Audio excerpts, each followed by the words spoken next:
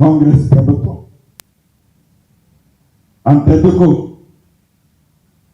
మీరు కూడా అనేక ప్రాంతాల్లో చూశారు.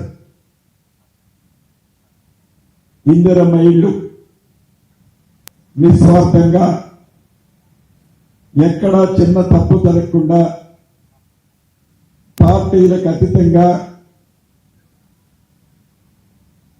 ప్రతి పేదవాడికి ఒక ఇల్లు ఇవ్వాలనే తపనతో మొదటి సంవత్సరం మొదటి విడత రాష్ట్ర వ్యాప్తంగా 4.5 లక్షలు ఇల్లు ఇచ్చాం.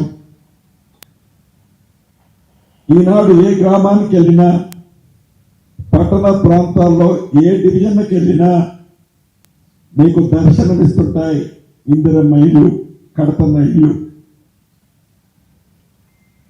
ఆనాటి ప్రభుత్వానికి ఈనాటి ప్రభుత్వానికి ఎంత తేడా ఉందో ప్రజలు స్పష్టంగా గమనిస్తున్నారు. ఇందిరమ్మ ఇల్లు అనేది ఒక ఇల్లే కాదు, అది పేదవాడి ఆత్మ గౌరవానికి చిహ్నంగా ఉండేది. అది ఏ ఊరు వెళ్ళినా, ఏ పట్టణం వెళ్ళినా ఫస్ట్ మనం అడిగేది నీ ఇల్లు ఎక్కడన్నా అని అడుగుతాం. ఆ పేదవాడు ధైర్యంగా అదిగో అన్నా నా ఇల్లు చూపించాలి, చూపించే విధంగా ఆత్మ గౌరవానికి చిహ్నంగా ఉండే విధంగా ఈ ప్రభుత్వం మొదటి విడత ఇచ్చాం. రేపు ఏప్రిల్ నెలలో 2వ విడత ఇస్తున్నాం, 3వ విడత ఇస్తున్నాం, 4వ విడత ఇస్తున్నాం. ఇప్పుడు ఎక్కువగా గ్రామీణ ప్రాంతాల్లో ఈ ఇందిరమ్మ ఇల్లు నిర్మాణం ఎక్కువ జరుగుతున్నాయి. పట్టణ ప్రాంతాల్లో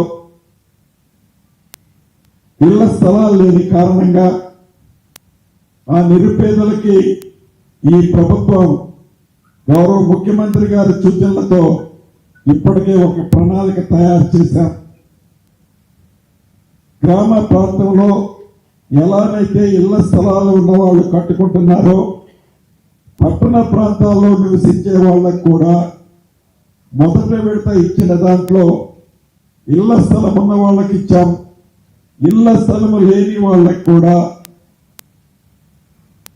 G+3 గ్రౌండ్ +3 ఫ్లోర్స్ ఇచ్చి కట్టి ఆ పేదవాళ్ళకి ఇందిరమ్మ ఇల్లు ఇవ్వాలనే కాన్సెప్ట్ ని ఆల్రెడీ ఫైనల్ చేశాం.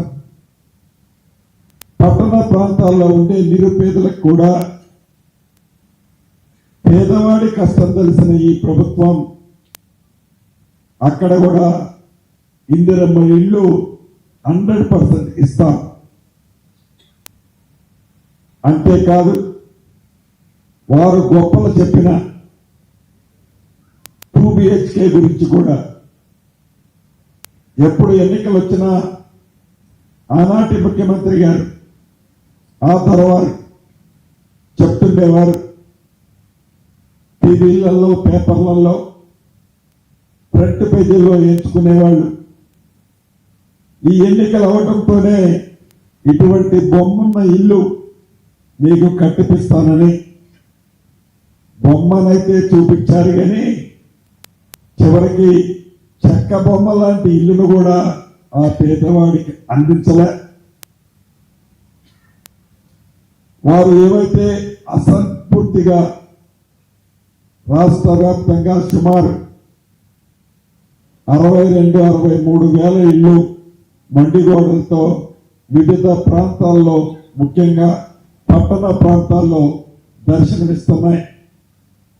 అటువంటి వాటిలో ఇప్పటికే సుమారు 32-31 వేల ఇల్లు కంప్లీట్ చేసి ఇళ్ల స్థలం లేని నిరుపేదలకు ఇప్పటికే ఎలకేషన్ ఇచ్చాం.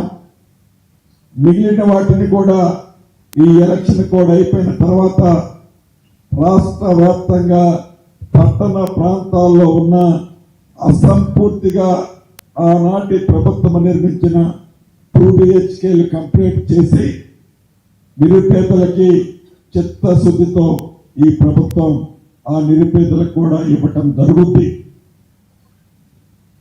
అంతేకాదు, సంక్షేమ కార్యక్రమంలో భాగంగా ప్రభుత్వం వచ్చిన మొదటి 2 రోజుల్లోనే